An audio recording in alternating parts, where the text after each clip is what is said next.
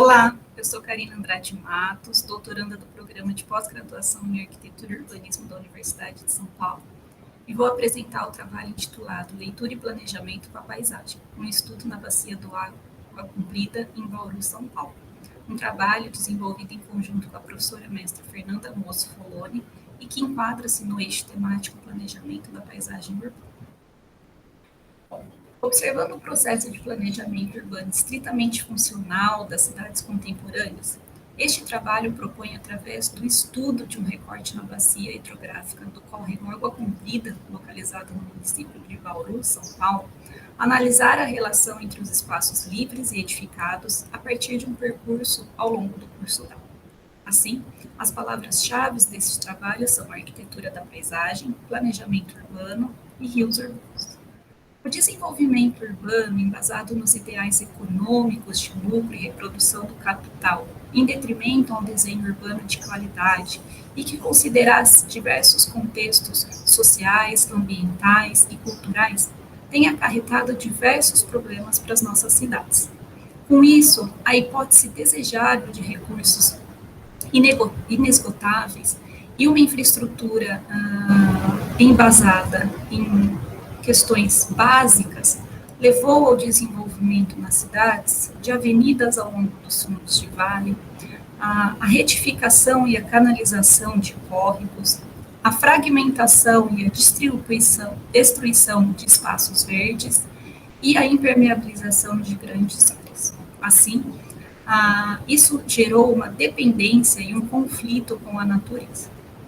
Diante deste contexto, um dos grandes desafios atualmente das nossas cidades é justamente pensar o planejamento e o projeto com a paisagem, considerando justamente os suportes biofísicos, os processos naturais e o envolvimento da sociedade comum. E a arquitetura da paisagem, de forma ativa, possibilita justamente a integração do homem na natureza, permitindo o trânsito entre escalas na paisagem, sendo assim um dos principais caminhos para qualificar as nossas cidades atualmente. Diante deste contexto, o presente trabalho tem como objetivo analisar, a partir de um recorte na área urbana, a relação entre os espaços edificados e os espaços livres ao longo de um trecho do córrego Água Comprida, localizado na região leste da cidade de Bauru. No mapa ao lado, podemos observar a localização do município de Bauru, no estado de São Paulo. Bauru localiza-se no centro-oeste do estado, e a partir disso a gente faz um recorte na área, determinando um trecho justamente da bacia hidrográfica do córrego. Bom, para isso foram utilizados diferentes materiais e métodos. Inicialmente, desenvolveu-se uma pesquisa bibliográfica para embasar toda a fundamentação teórica do trabalho, pensando em conceitos de arquitetura da paisagem, natureza, entre outros. Posteriormente, foram realizadas pesquisas documentais em leis, decretos, que pudessem contribuir para o entendimento sobre as principais ações naquela área. Posteriormente, foi realizada uma leitura da paisagem em várias escalas, através de análise de mapas, de percurso em loco e levantamento fotográfico. Por fim, ocorreu a sistematização e a interpretação dos dados levantados na bacia. O projeto, o trabalho, embasa-se no conceito da bacia hidrográfica como uma unidade de paisagem, e isso foi o que direcionou o desenvolvimento dessas etapas. Bom, antes de começar as visitas, o estudo de campo propriamente dito, dentro das pesquisas bibliográficas foram analisadas diversas propostas e desafios para o projeto com a paisagem. As discussões sobre o tema de planejamento e projeto com a paisagem, elas não são atuais, uma vez que vêm sendo realizadas como resposta a questões ambientais e sociais resultantes do crescimento urbano. Desde o final do século XX, a arquitetura da paisagem já debate processos de intervenção do homem com o meio e a sua relação com a natureza, de modo a contribuir no ordenamento urbano. São diversas as ações que foram sendo desenvolvidas ao longo do tempo e justamente que levaram, né, considerações e discussões sobre o planejamento e o projeto da paisagem. Aqui nós citamos algumas dessas propostas, né, justamente para mostrar como essas ações elas já vêm acontecendo há muito tempo, como, por exemplo, desde o Plano Haussmann, em Paris, com Jean-Charles Adolphe Alphen, posteriormente as ações de Frederick Law Olmsted, que contribuíram para a arquitetura da paisagem, e trouxeram novas propostas, por exemplo, para Boston e para outros locais nos Estados Unidos. Temos também ações de Jean-Claude Nicolas Forestier, que sistematiza e analisa diversos espaços e áreas verdes em diferentes escalas. Temos também as propostas do Howard, com a Cidade Jardim, que contribuiu muito para essa discussão sobre o planejamento das cidades e a relação com o meio, com a natureza. Além disso, temos também Patrick Guedes, Patrick Abercrombie, também com as discussões no período guerra e pós-guerra, grandes guerras. Um nome que se destaca também já no século XX, né, é Ian McHarg, que traz justamente essa ideia da bacia hidrográfica como uma unidade de paisagem, e o presente trabalho embasa-se muito nos conceitos apresentados pelo McHarg, como vocês vão ver posteriormente. Além disso, né, mais para a metade e para o final do século XX, temos outros importantes nomes, como Howard e a Anne Sprigg. Então, como pode-se observar, já discutiu-se muito sobre planejamento e o projeto com a paisagem. No entanto, as nossas cidades ainda sofrem, né, com os ideais tecnicistas, embasado na infraestrutura básica padrão, muitas vezes monofuncionais, e que não levam em consideração contextos sociais, ambientais e culturais. Então, como se viu, são diversas as propostas metodológicas que visam justamente essa interação entre os processos naturais e culturais a partir de um trânsito de escalas. No entanto, infelizmente, muitas cidades do século XX, né, acabaram optando pelo modo tradicional e, sobretudo, funcional de planejamento, priorizando pouco o meio ambiente e os seus habitantes. Bom, após esse percurso histórico e todo esse levantamento bibliográfico, nós fomos diretamente para o percurso ao longo do córrego do Água Comprida. Bom, o município de Bauru, localizado no centro-oeste do estado de São Paulo, é permeado por 12 principais córregos afluentes do rio Bauru.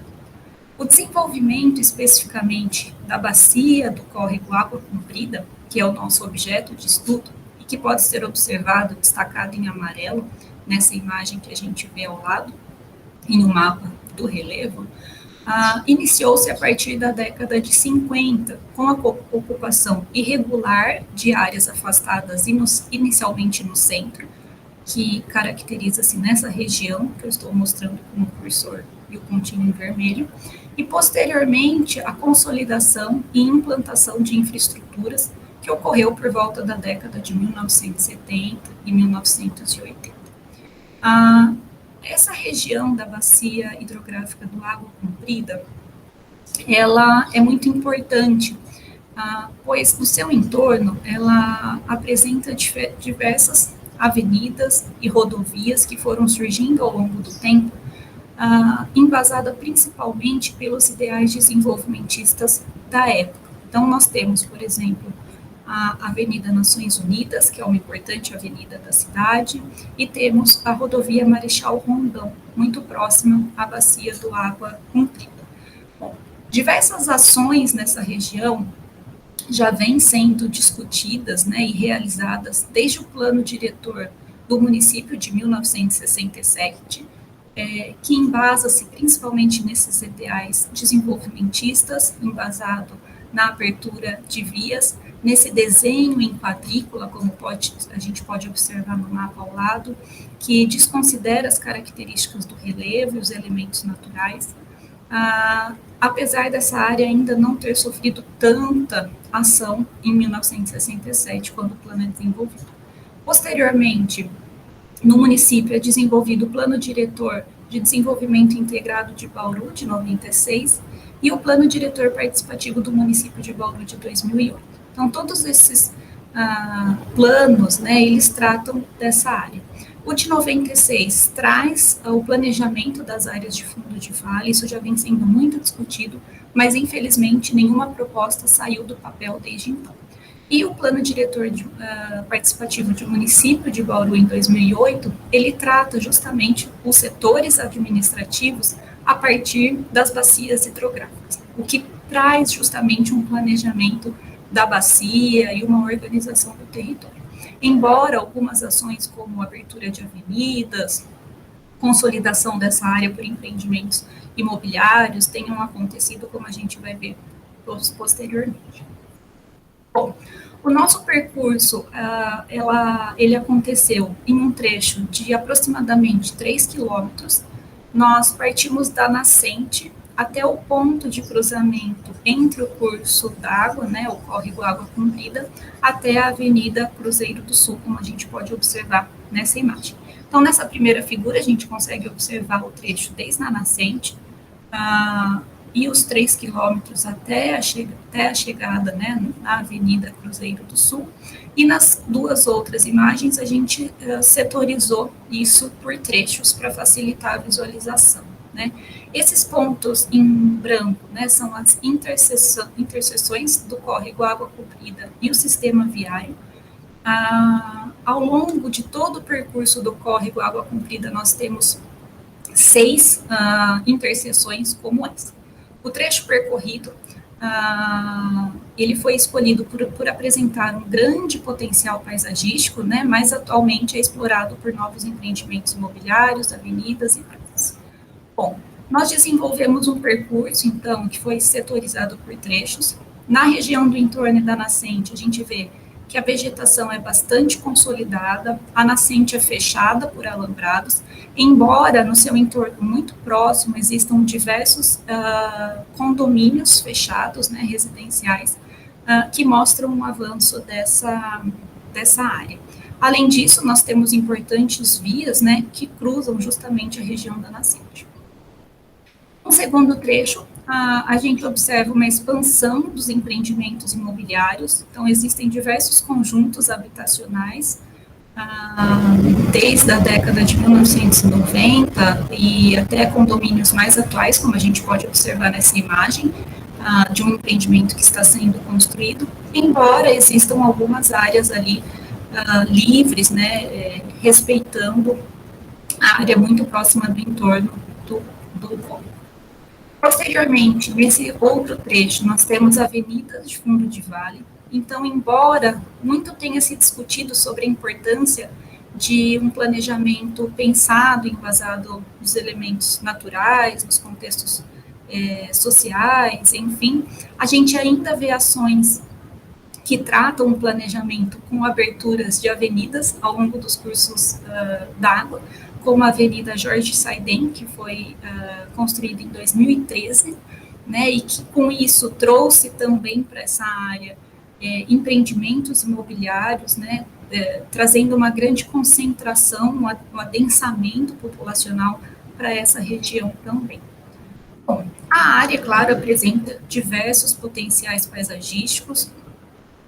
Existem algumas praças, né, ali muito próximo desse trecho percorrido, no entanto, são locais que não têm um tratamento paisagístico adequado, são regiões que não valorizam o uso pela população, né, como vocês podem observar aqui nessas imagens. Existe um grande potencial de visualização da paisagem.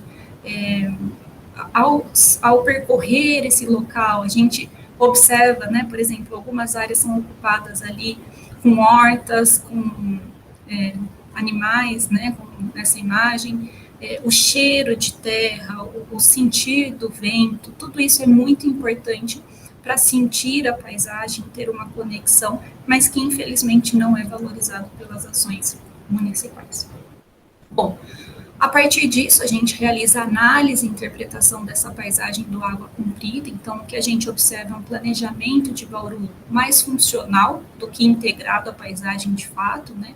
Na cartografia do plano diretor, que está em revisão atualmente, observa-se a ausência de sobreposição de camadas e mapas sínteses que contribuem para verificar as potencialidades e fragilidades da paisagem ao longo do fundo de vale. Essa metodologia da sobreposição de mapas e camadas simples, né, já vem sendo discutida pelo McHarg desde do século XX, metade do século XX. A gente vê que isso ainda não é, de fato, realizado.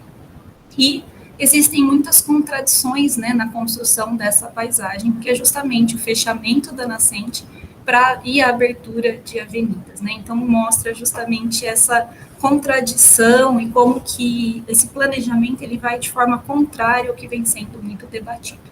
Além disso, as relações culturais e de apropriação de espaço pela população raramente são consideradas. Bom, então a gente observa e constata, né, que a proposta de planejamento com a paisagem está muito distante da realidade.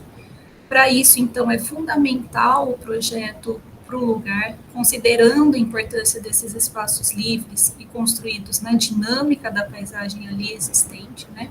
É fundamental que se aproveitem todos os potenciais locais, além dos valores culturais, a questão da memória e da questão estética de dimensões da paisagem, né? Para encorajar o uso, a apropriação e a conservação é fundamental. É importante destacar que a gente não preza pelo total isolamento dessa paisagem, né? E a gente entende que existe e que é importante essa transformação da paisagem, mas que esses pontos devem ser levados em consideração. Bom, assim, o percurso realizado nas diversas paisagens que foram se revelando durante todo esse palmilhar do território evidenciaram para nós, né, a cada momento, diferentes movimentos, cores, formas, texturas, sons e apropriações, muito incomuns aos processos dominantes vigentes, né? Então, nós observamos ali galinhas cruzando a via pública, saguis na fiação elétrica numa região próxima à nascente, né? E essa sensação do sublime diante dessa perspectiva desse fundo de vale, toda dessa região. Assim, a gente acredita que é possível observar, exteriorizar as potencialidades da área, distantes desse sobrevoo natural do processo de planejamento vigente, que geralmente não palmilha o território, não faz esse percurso, né? E próximas das dimensões estéticas, ambientais e socioculturais. Para finalizar, né, são pontos fundamentais para a relação dos conceitos de arquitetura da paisagem com o planejamento urbano das cidades, o alinhamento com as questões sociais, culturais e ambientais, o entendimento da paisagem como a relação do homem com a natureza, e suas diversas camadas e escalas, e o projeto como instrumento de valorização de potencialidades e não de exploração. As intervenções pontuais, né, acabam por fragmentar ainda mais a paisagem. Portanto, é importante, através de um trânsito de escalas, justamente trabalhar toda essa pluralidade de informações a serem assimiladas e interpretadas. E um dos grandes desafios é justamente compreender e integrar os aspectos subjetivos a esse processo. É necessário continuar a busca por alternativas para concretizar esses fundamentos em concordância com a paisagem de cada lugar, mudando principalmente os juízos de valor de administradores, projetistas e da própria população, que são responsáveis pela construção das paisagens na cidade. Assim, o planejamento e o projeto da paisagem nessa área, considerando esses diversos contextos, é fundamental. Obrigada.